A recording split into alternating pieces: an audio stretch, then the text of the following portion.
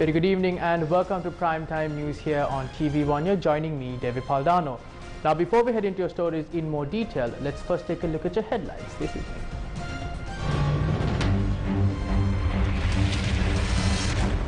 "15 suspects arrested for the death of the police sergeant in Capitigo level."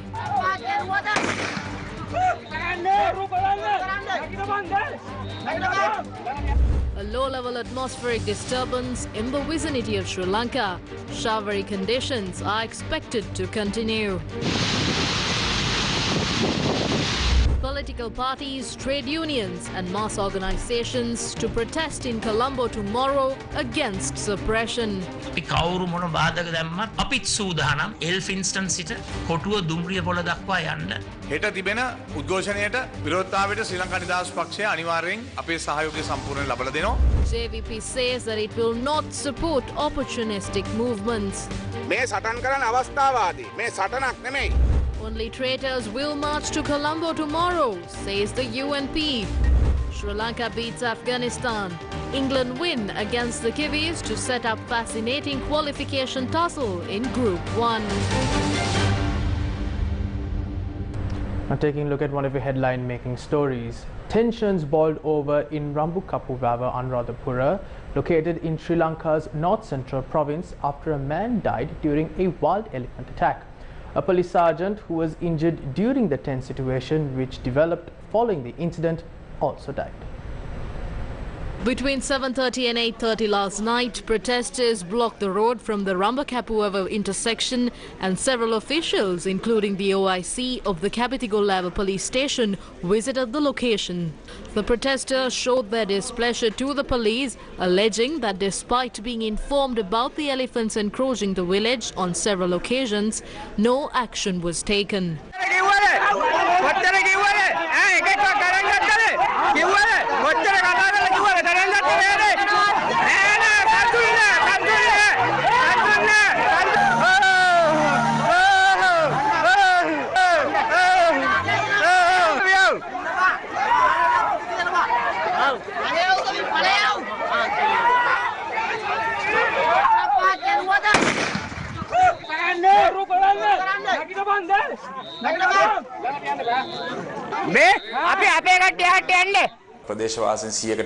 More than 100 area residents had gathered and protested by burning tires and blocking the road. After holding discussions with them, I tried to retrieve the dead body of the deceased, but they did not allow it.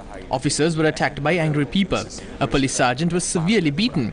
When the people tried to snatch the firearm from the police officer, the OIC took the firearm and opened fire into the air to control the situation. The OIC acted in this manner in order to remove the injured police sergeant from the area. The police sergeant who was assaulted was admitted to the Capitigo level hospital, but owing to the serious nature of his injuries, he was transferred to the Anuradhapura hospital. Owing to the sergeant's condition becoming critical, while being transported in the ambulance, he was admitted to the Madhavachia hospital, where he succumbed to his injuries. AP Sunil, a 54-year-old police sergeant attached to the Capitigo level police, died in the incident.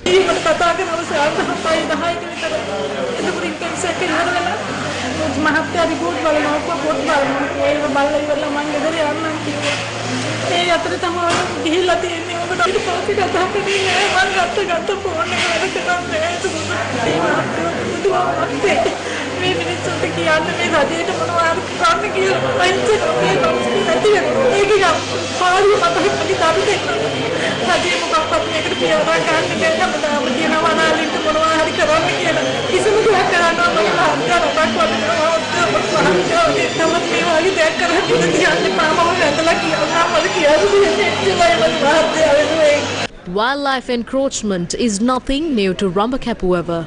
Recently, a lone elephant with a wounded eye entered the village, instilling fear in the villagers. ඔයිට දැන් සති දෙකකට විතර උඩිය අලියා උතන. ඒ අලියා ගැන අපි වර ජීවියකට කිව්වා පොලිසියටත් කිව්වා. ඇවිල්ලා පොඩෝ ගහගෙන ගියා පොලිසියෙන් ඔයාලට පාඩුවේ ඉන්න කරදර කරන්නේ ඔයාලගේ පාඩුවේ. This elephant, which roams near the main road until 1 or 2 in the afternoon, had become a regular sight for several days.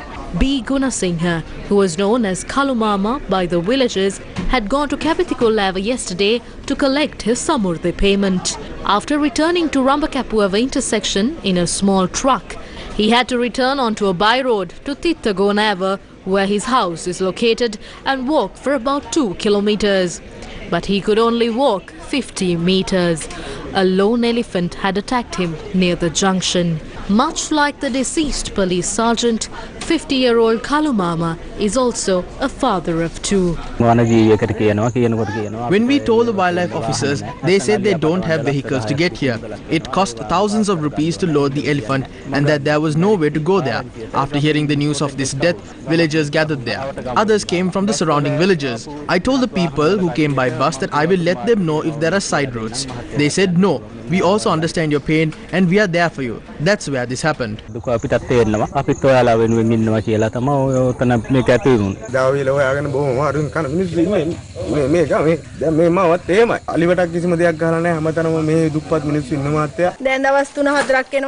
been 3 to 4 days now. This is a major road. Even the police officers travel on this. The wildlife officials also travel on this by looking at the elephants. The elephant stable is in Horopatana. There is no maintenance in the elephant stable. All the elephants come this way. The police say that the villagers did not inform the police about the encroaching of wild elephants yesterday. The Kapitikullava police arrested 4 of the suspects. A monk of the Sri Bodhi Rukarama temple was also arrested. A 30-year-old suspect was arrested this morning. Neither the police nor the 119 hotline had received any information about this wild elephant encroachment yesterday.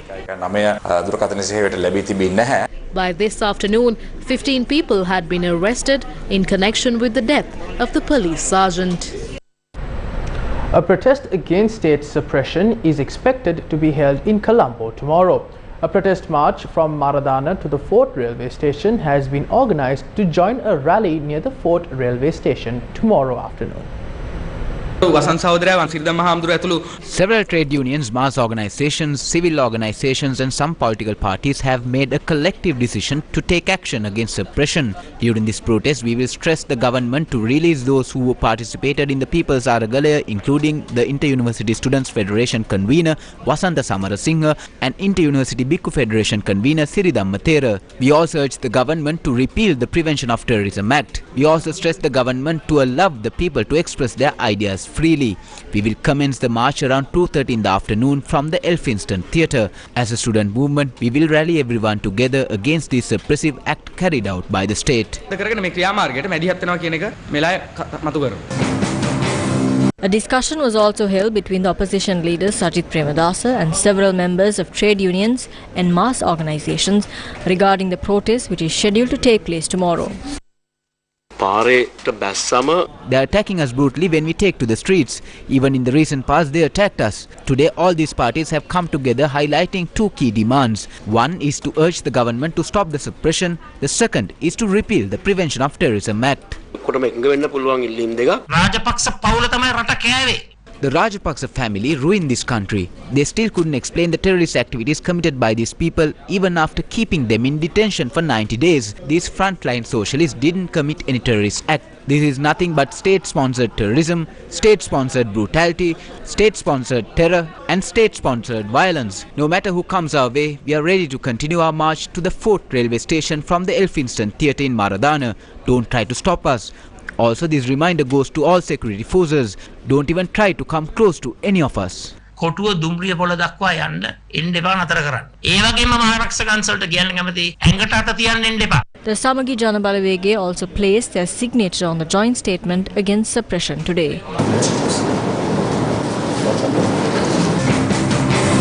The Sri Lanka Freedom Party has also extended its fullest support for the protest tomorrow. As the Sri Lanka Freedom Party, we will give our fullest support for the protest tomorrow. We will stand against all suppressive acts carried out by the government, against any person who opposes the government. Let the democracy prevail.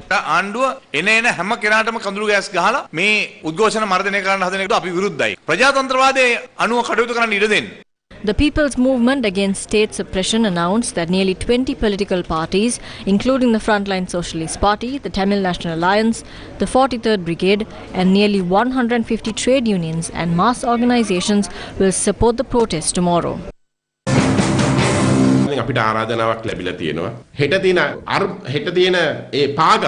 We have received an invitation to support the protest tomorrow. This is a peaceful protest, and we think this government is terrified about these type of protests. We saw how the new government tried to disperse these protests once they start, and many political parties have now come together to fight against these moves of the government, and our blessings are with them.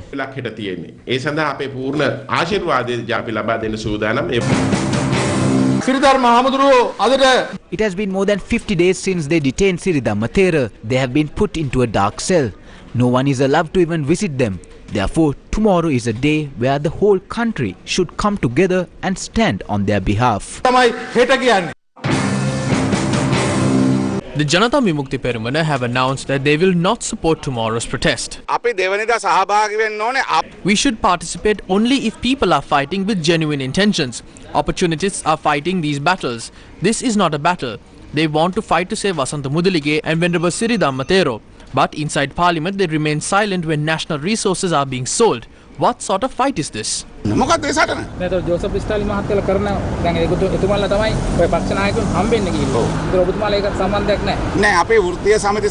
No. Our Trade Union Coordination Centre has nothing to do with this. Whether Joseph Stalin or anyone else has anything to do with the SJB or SLFP is of no concern to us. Our issue is that we are fighting a common battle to defeat a common enemy. Not just in one battle, but in all our battles. All slogans are our slogans. Therefore, when the next Port City Bill comes, when the Parliament raises its hand in support, the people who join the so-called battle will have to be chased away. We will only fight alongside those who are genuine. The UNP says that those who participate in tomorrow's protest are traitors. Now some groups are planning to bring crowds to Colombo again. They are traitors. They should be called traitors because the tourists are planning to come on the 28th. A special discussion on the IMF was presided over by senior advisor to the President Sagala Ratnayaka and Dr. Samaratunga. We are seeing favourable results. A discussion is scheduled to be held again on the 3rd. Especially for this, we have to work with the support of India, Japan and China. We are planning to end this problem by creating a favourable environment. The public should give at least 1 year to do this.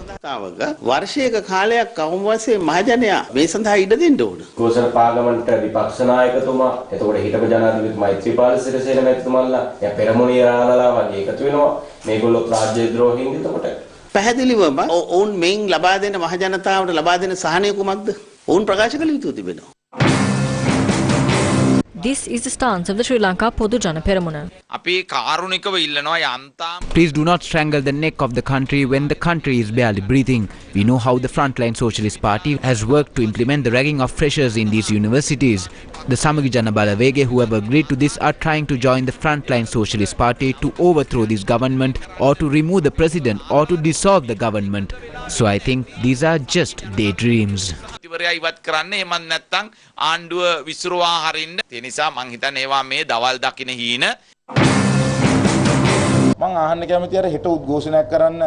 Sajid Premadasa is joining the protest tomorrow. I would like to ask if he likes ragging, because there are accusations that the Frontline Socialist Party is behind university ragging. So if Sajid Premadasa is joining them, then I am a little embarrassed.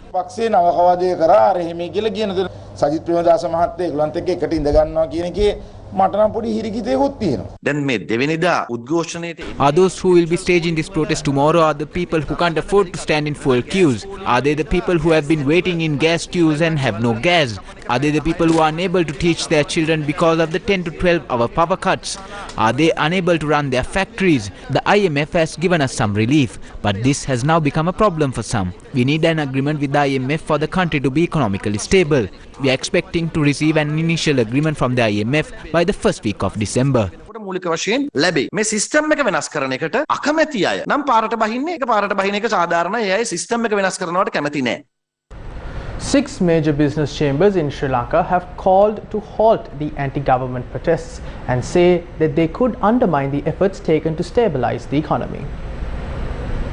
In a joint statement, the chambers added that negative publicity could seriously derail action that are being taken to revive the economy, particularly the efforts taken to revive tourism. The statement read, quote, "Any act of destabilization taking place at this time and any negative publicity arising from it would seriously derail actions that are being taken to revive the economy, including the efforts being taken to promote tourism." Pointing out that a few airlines have agreed to commence flights to Sri Lanka, and given the high cost of energy in Europe during the winter, Sri Lanka will have an ideal opportunity to attract tourists, which will support the hospitality industry. The chambers say that any instability can affect the recovery process for exports and foreign investments too. The statement mentioned, quote, "We appeal to all parties to divert their energies and resources towards encouraging positive reforms and focus on how we can recover as a nation, instead of engaging in acts that can further damage the economy and place more burdens on the people of this country." The statement has been issued by the following chambers: Ceylon Chamber of Commerce, Chamber of Young Lanka Entrepreneurs, Federation of Chambers of Commerce and Industry of Sri Lanka, International Chamber of Commerce Sri Lanka, National Chamber of Exporters of Sri Lanka, Women's Chamber of Industry and Commerce. Parliamentarian Premanath C. Dolawatta has submitted a private proposal to strengthen the President's policy of involving the youth in governance. The President's Media Division said that an awareness meeting was held at the President's official office yesterday. Through his private member's motion, MP Premanath Dolawatta says greater value will be added to the Constitution by giving more opportunities to the youth. Provisions to ensure 25% youth representation have been included in the proposal. We're going in for another short commercial break. Stay tuned for more of the very latest. News First, main sponsor. 25% for 2 months, 25.5% for 4 months. Valuable FD. Ivan Satutin inne wiring karala. Wiring kiruwe Eslon Polycon yodala. Polycon enne Eslon niwasin hinda. Tripurama vishwasaya satuta patirila. For your safety and the protection of the wires used in networking, electricity and AC wiring, Eslon Polycon cable trunking. Suitable for white walls. Prevent spread of fire. Double lock technology.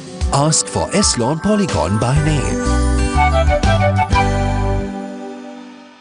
A trusted place for your fixed deposit. Valuable FD. 25% for 2 months, 25.5% for 4 months. Valuable FD, the symbol of stability. Ivan Satutin inne wiring karala. Wiring kiruwe Eslon Polycon yodala. For your safety and the protection of the wires used in networking and AC wiring, Eslon Polycon cable trunking.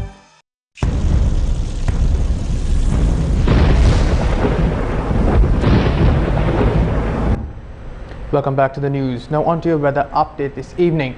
The Met Department predicts that showers in excess of 150 millimeters can be expected at places in the western, Sabaragamuwa, central, northwestern, Uva and northern provinces. The department says this is due to the development of a low-level atmospheric disturbance in the vicinity of Sri Lanka. A red notice was issued to the Passara Divisional Secretariat of the Badulla district this afternoon owing to the threat of landslides. Here is a special report on the weather situation. One person died in a landslide while a woman was injured in the same incident which took place at Bandarawela, Hamparawa due to heavy rains. ඒ නැන්දයි බාප්පයි දෙන්නම යට වෙලා හිටියේ. ඊට පස්සේ නැන්ද කොහොම හරි එළියට ගත්ත අරන් ඒ සෙනිකම ඉස්පිතාලට අරන් ගියා. බාප්පා ඇතුලේ ඉඳලා පැය ගානක් ගියාට පස්සේ තමයි ගන්න ලැබුණේ ඉතින්. පස් වලට යට වෙලා තමයි තිබුණේ. The deceased is a 73-year-old man. The house was damaged when a rock fell onto the house located in Haggala, 11th Estate. Meanwhile, the landslide early warning issued to the Badulla, Kegol, Matara, Monaragala, Nuwara and Ratnapura districts still remain in effect. With the heavy rains, the sluice gates of several major reservoirs have also been opened. 2 sluice gates of the Victoria Reservoir have been opened since early morning.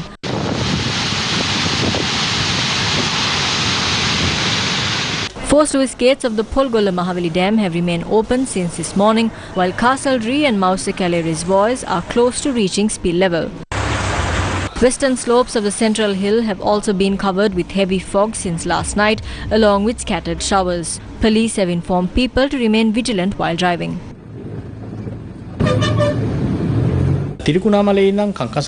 From Trincomalee to Galle through Kankasanture, there will be intermittent rain or thunder showers in the deep shallow sea area beyond the coast, resulting in the sea becoming quite rough. According to our analysis, there are signs that the rainy conditions in the afternoon or evening will continue to decrease for the next few days. 2 sluice gates of the Kukuleganga reservoir were opened this morning due to a technical malfunction. There are 4 sluice gates at the Kukuleganga reservoir, and the sluice gates open automatically when they reach spill level. Shanta Pereira, chief engineer in charge of the Kukuleganga reservoir, said that 2 sluice gates suddenly opened at 9:58 am today. This was despite water levels being below the spill level. Our operational center was informed that 2 of the 4 sluice gates had malfunction and were opening automatically. Immediately, our engineers and the technical staff arrived after covering a distance of 7 kilometers and closed the 2 gates at around 10:20 in the morning. At that stage, some water had flowed out of the reservoir. After this, the disaster management center was immediately informed. However, we were later informed that no one was injured. Our engineers are currently investigating into the matter and are working hard to prevent this from happening again.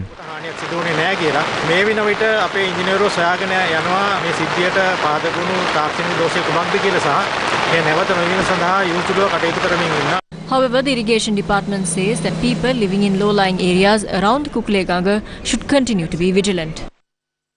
We're going in for another short commercial break. Stay tuned for more of the very latest. Ivan සතුටින් ඉන්නේ wiring කරලා wiring කිරුවේ Eslon Polycon යොදලා. For your safety and the protection of the wires used in networking and AC wiring, Eslon Polycon cable trunking. ලොවටම එළිය දෙන්න දිලෙන සූර්යා අමතක වෙන්නෙම නැති නමගේ සූර්යා පොහොතින් දැල්වෙන ගිනි කුර සූර්යා කවදත් නමගත් ගිනි පෙට්ටි සූර්යා කවදත් නමගත් ගිනි පෙට්ටි සූර්යා කවදත් කොතනත් සමගේ විශ්වාසය දිනාගත් අංක 1 ආරක්ෂිත ඉටි ගිනි පෙට්ටි සූර්යා ගිනි පෙට්ටි. Welcome back to the news. President Ranil Wickremesinghe says if the process to restructure debts with India and China is further delayed, the process to reach an agreement with the IMF Executive Board could be further delayed till January. The head of state made these remarks while attending the 32nd annual general meeting of the Sri Lanka tea factory owners. So the first issue is to ensure that we can restructure bankruptcy.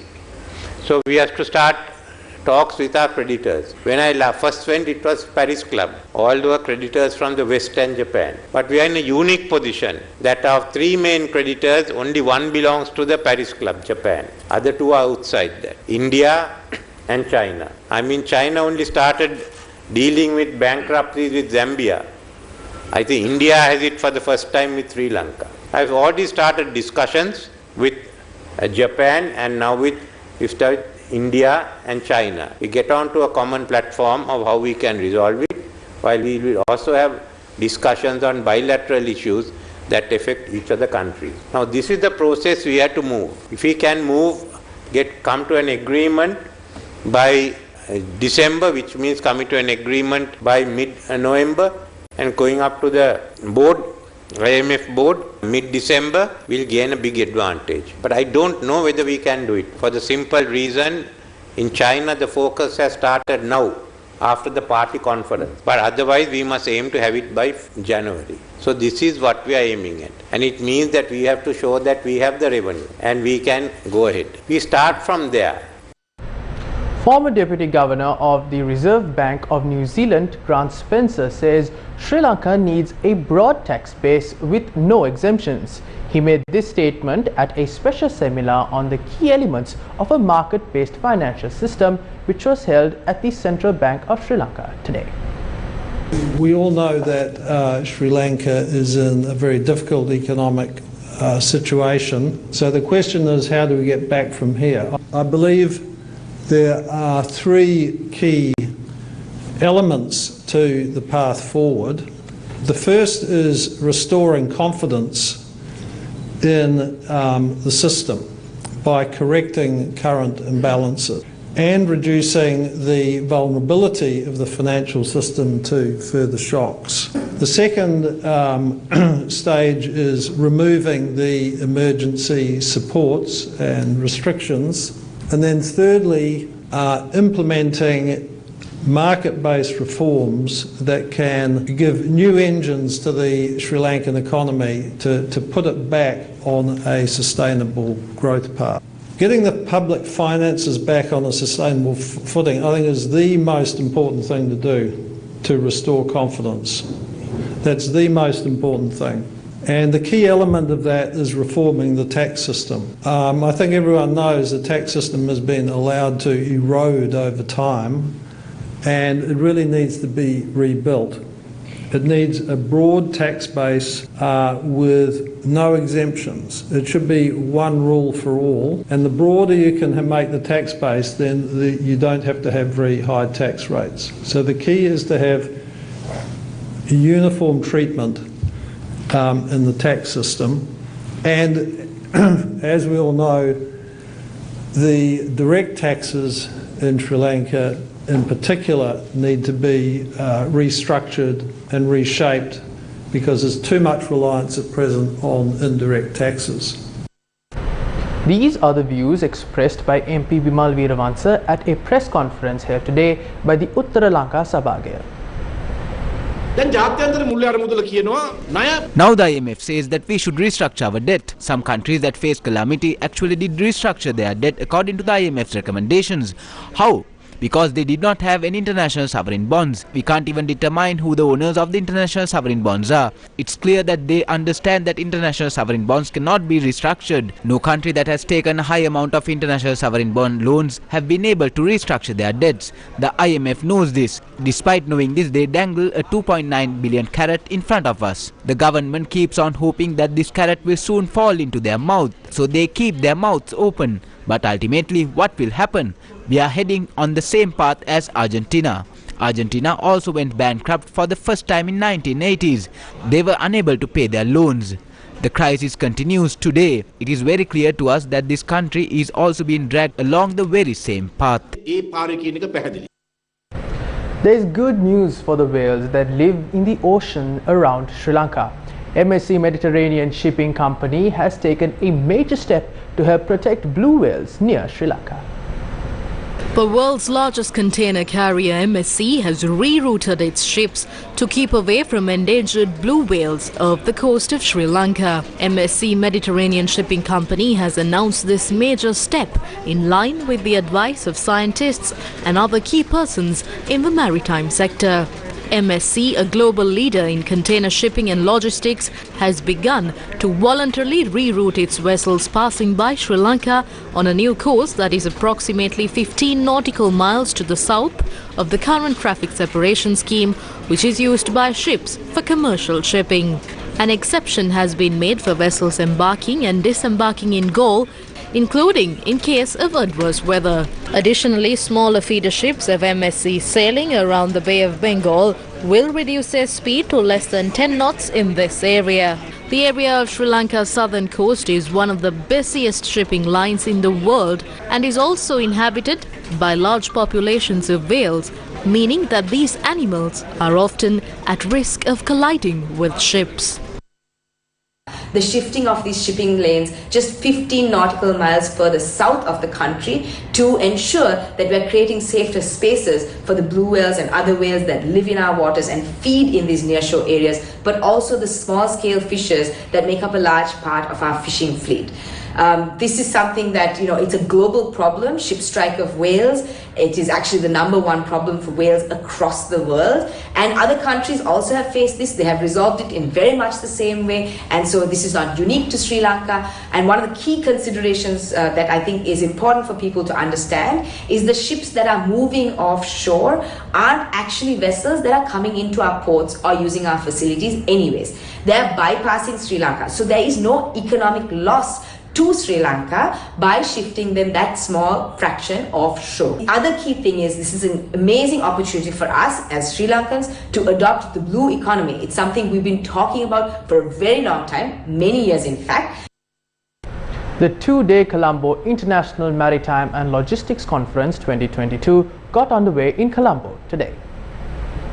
Colombo International Maritime and Logistics Conference 2022 is one of the major conferences to be held in Sri Lanka following the COVID pandemic. At today's event, topics such as maritime space Sri Lanka, maritime transport beyond the ocean, as well as bunkering and the new fuel era were discussed during the sessions.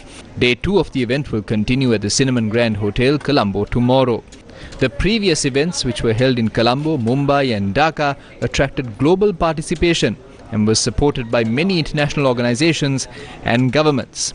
Now, Newsfirst is the official media partner for the event. Executive Director of Verite Research Nishan Dimel says the income required by Sri Lankan to be out of poverty has doubled. He was speaking on day 2 of the CMA Sri Lanka organized by the Sri Lanka National Management Accounting Conference 2022, which was held in Colombo today.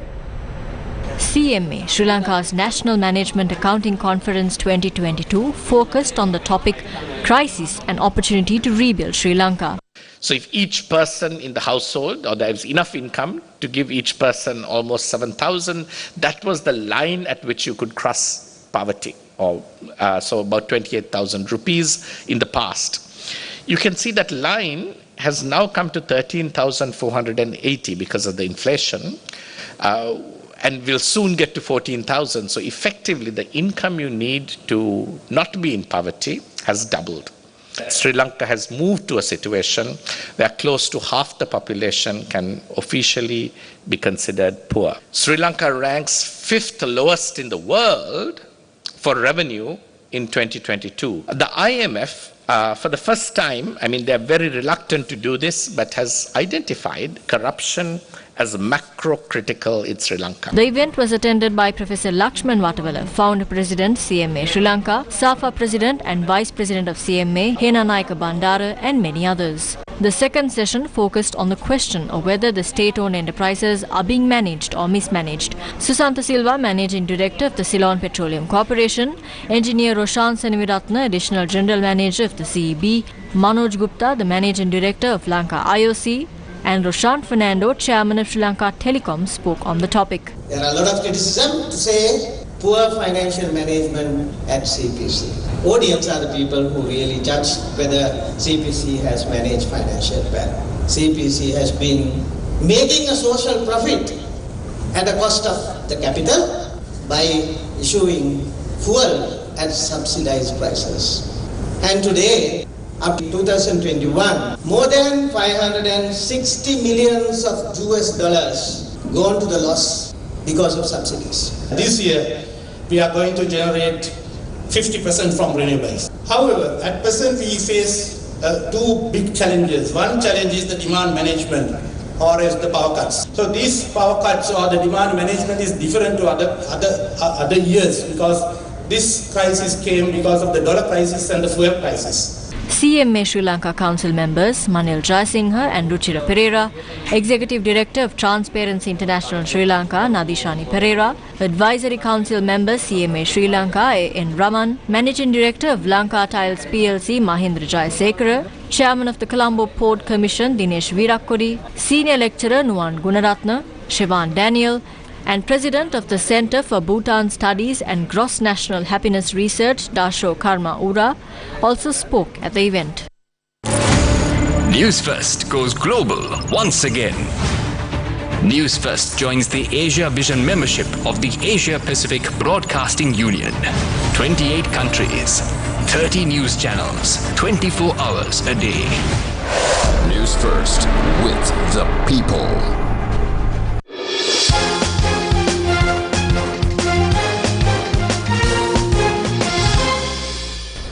Now on to your sports news. Sri Lanka defeated Afghanistan by 6 wickets in their T20 World Cup 2022 Super 12 stage fixture at the Gabba in Brisbane today.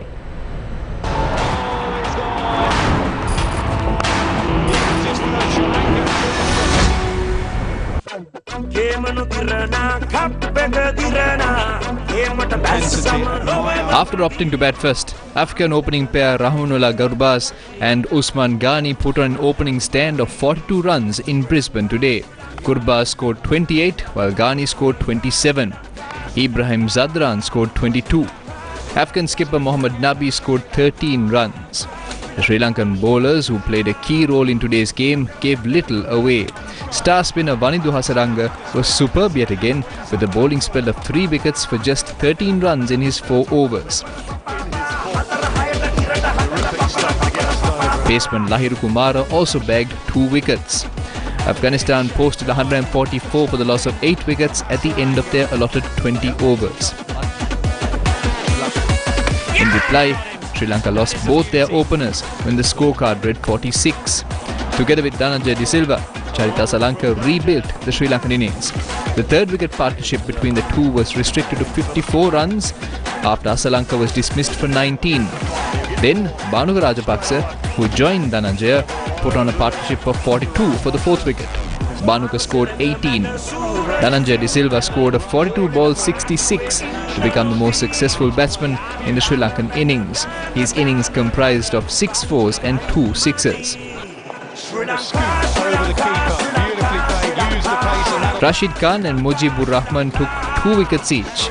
Sri Lanka won the match, losing just 4 wickets in 18.3 overs. The win improves Sri Lanka's chances of progressing to the next round. In a must-win game. Meanwhile, England won their match against New Zealand by 20 runs today. England won the toss and batted first, scoring 179 runs for the loss of 6 wickets in Brisbane. Alex Hales scored 52. Captain Joss Butler scored 73.